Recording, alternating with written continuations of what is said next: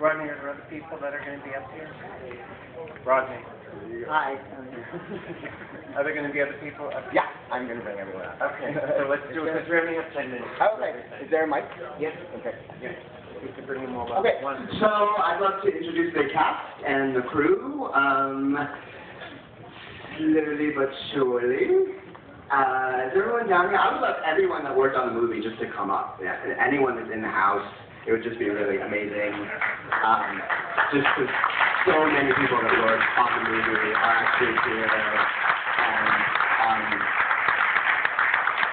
And it's really great to be able to share it with everyone and to share it with you guys. And so thank you for being here. And I'm just going to introduce everyone. This is Dita Groove, who is the second AD.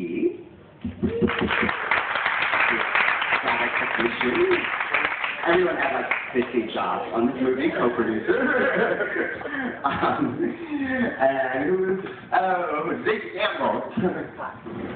I'm in the middle. Ziggy Gamble and Joe Kramer, who both were sound recorded. And sound recorded. Who not really? 17 jobs. Cameron Scoggins, who plays Dan.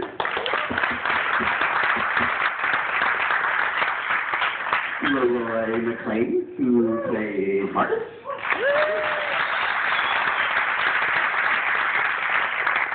Amazing screenwriter Ken Urban.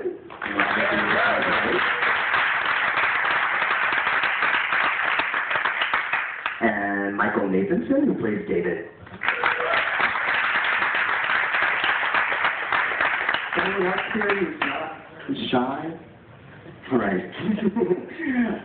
So I would love to hear any questions or comments that anyone has. Do you want to raise your hand? Yeah, just raise your hand. Yes.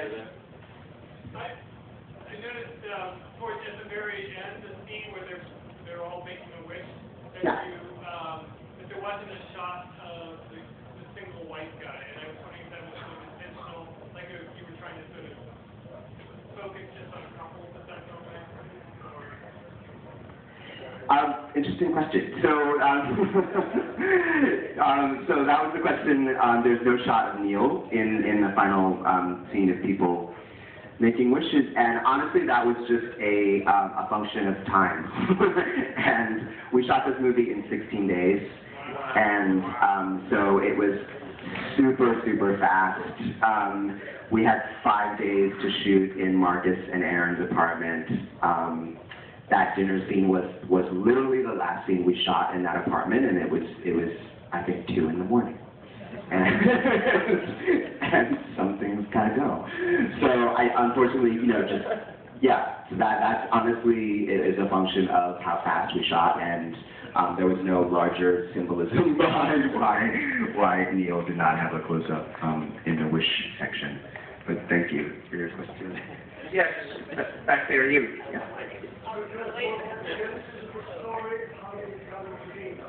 Yeah, the question is the genesis of the story, how it came into being. And so I'm going to let Ken answer that, because Ken, this is an adaptation of a play. It's an original stage play that Ken actually wrote. So I was invited to a reading of the play, fell in love with the play, and so Ken and I started to talk about adapting the play into a movie. So I would love for Ken to just talk a little bit about writing the play and the origins of that. Sure. The play started in 2008.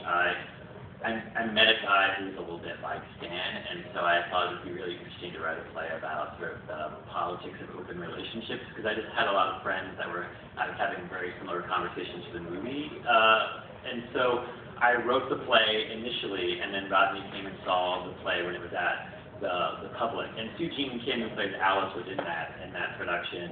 And he said, this might make a good movie. And I said, well, I've been sort of thinking about it. So then I went and adapted it as a screenplay, and it was a chance to kind of spend some more time with the characters and imagine them in a kind of larger world. But I wanted to write something that was funny, but was also like sort of honest about relationships, because I felt like I had seen a lot of plays that were about relationships, but they didn't seem very honest. Or they were about the same kinds of couples that none of us are probably in. So I was like, it would be kind of fun to write something different, so that's how I came about. So. Is it your first screenplay? This is my first screenplay. Congratulations. Yeah.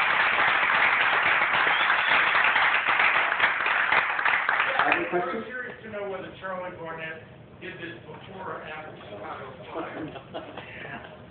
The question was, did Charlie Barnett do this before or after Chicago Fire? And so this was shot in the summer of 2011, in July of 2011. So this movie was definitely shot, and Charlie was cast in this before he was cast in Chicago Fire. Gotcha. Yeah. Thank you. You're welcome. Other? Question over here. Okay. Back there, yes, you. Well, more than a question, this is a comment. But before that, your first screenplay, your first script ever, you kidding me.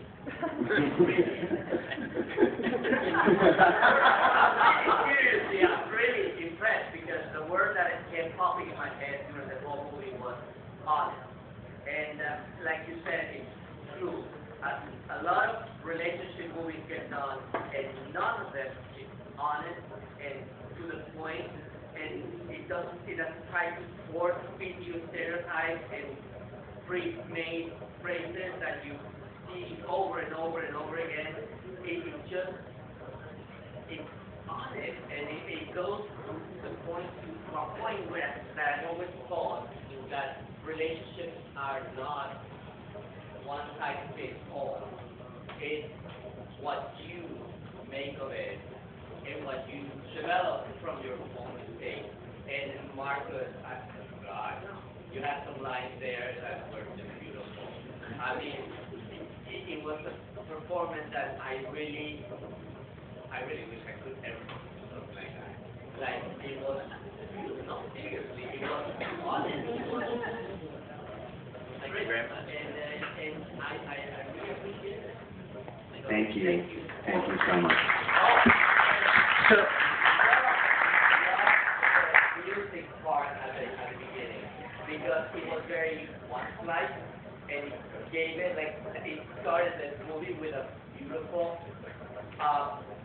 intimate moment of music and lyrics that were kind of like related to it. So, Oh, thank you. Because of time, I'm sorry, Rodney. Because of time, we only have one more question, and then Rodney and everybody in the cast and crew will be out in the lobby, so that you can talk further. And at the party, I hope, Rodney, you're going to have everyone come with us. Yeah, we're all going to be at the party.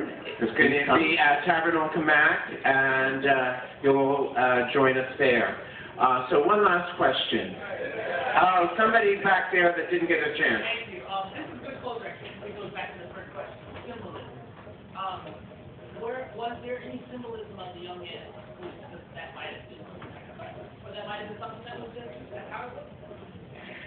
Yeah, I mean, I have thoughts about that, but Ken, since you wrote the original play, and obviously Jamal was not a character in the original play, not that I remember, but, so do you want to just talk a little bit about Jamal and his function, or, you know, the way that you see him as a character in the piece? I thought it was important to see Mandy and them at work, you know, like working with students, and so I thought it would be great to see, in the play there is a scene where she gives a lecture about hippies, but she gives it to the audience, and I thought, well, that scene will be much funnier in a film if there's actually kids there, and so I thought it would be interesting to sort of track one of the kids through the movie. I think in the interest of time, I think in an early draft of the screenplay he was in it a little bit more, but what does Samuel Beckett say? No symbols were none intended. So yeah, I mean, I like kids. No, and I love Devin, who plays Jamal, and he's just so expressive. And I actually think it is important to establish the honesty of their work environment and to see their lives from his perspective for a second. You know what I mean? To see how he reacts to Mandy, you know, in crisis in the hallway, for me is you know, a really important moment in the film. And so yeah, I think Jamal, you're right, does serve as an important character in the film. So we're going to be at the party. Please come to the party, and thank you so much for coming. Thank you so very much.